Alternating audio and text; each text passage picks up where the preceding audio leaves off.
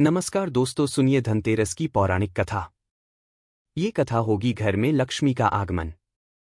एक बार भगवान विष्णु ने धरती लोक में विचरण करने का निश्चय किया। जब उन्होंने यह बात लक्ष्मी जी को बताई तो उन्होंने भी साथ में चलने का आग्रह किया। तब विष्णु जी ने कहा कि अगर तुम मेरे साथ चलना चाहती हो तो तुम्हें मेरी आज्ञा का पालना करना होगा और मेरे कहा मानना पड़ेगा। लक्ष्मी जी ने भगवान विष्णु की शर्त मान ली और उनके साथ धरती पर विचरण करने निकल पड़ी।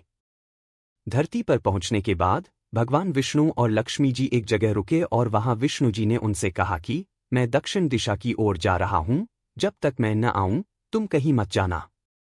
विष्णु जी के जाने पर लक्ष्मी जी के मन में यह जिज्ञासा पैदा हो गई कि आखिरकार दक्षिण दिशा में ऐसा क्या है जो स्वामी मुझे उनके पीछे आने के लिए मना कर रहे हैं। लक्ष्मी जी से रहा नहीं गया और अपनी जिज्ञासा को शांत करने के लिए वह भी विष्णु जी के पीछे पीछे चल पड़ी। थोड़ी दूर जाने पर उन्हें सरसों का एक खेत दिखाई पड़ा जिसमें पीले फूल खिले हुए थे। सरसों के फूलों की सुंदरता देखकर माता लक्ष्मी मंत्रमुग्ध हो गईं और उन्हें तोड़कर अपना श्रृंगार करने लगीं। इसके बाद थोड़ा और चलने पर उन्हें एक गन्ने का खेत दिखाई दिया।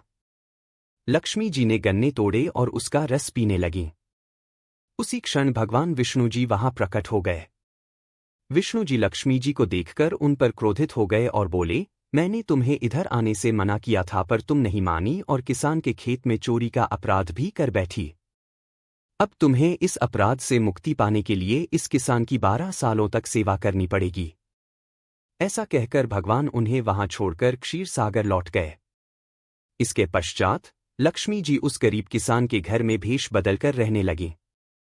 एक दिन लक्ष्मी जी ने उस किसान की पत्नी से कहा कि तुम स्नान करके पहले मेरे द्वारा बनाई गई लक्ष्मी जी की प्रतिमा का पूजन करो और उसके बाद रसोई में भोजन बनाओ। तुम पूजा में देवी से सच्चे मन से जो भी मांगोगी वह तुम्हें मिल जाएगा। किसान की पत्नी ने ऐसा ही किया। लक्ष्मी जी की पूजा के फलस्वरूप किसान का घर धन धान्य के परिपूर्ण हो गया। लक्ष्मी जी की कृपा से किसान को सभी सुखों और समृद्धि की प्राप्ति हुई। इस प्रकार किसान के 12 वर्ष आनंदपूर्वक कट गए। 12 वर्षों के बाद लक्ष्मी जी वहां से जाने के लिए तैयार हो गईं और विष्णु जी उन्हें वापस ले जाने के लिए प्रकट हो गए। किसान ने उन्हें भेजने से मना कर दिया।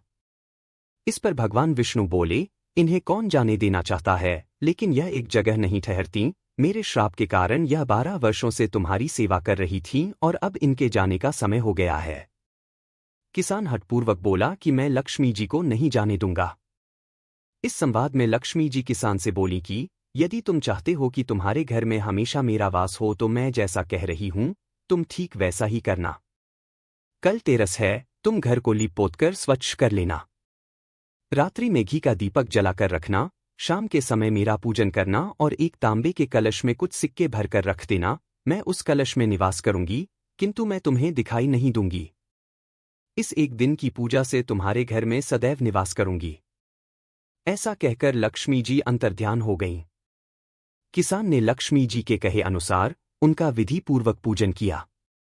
लक्ष्मी जी के आशीर्वाद से उसके घर में हमेशा समृद्धि का निवास बना रहा। मान्यता है कि तभी से तेरस के दिन लक्ष्मी जी की पूजा होती है और धनतेरस का त्योहार मनाया जाता है। इस कथा को सुनने वाले सभी भक्तों पर भी इसी प्रकार मां लक्ष्मी की कृपा बनी रहे। धन्यवाद।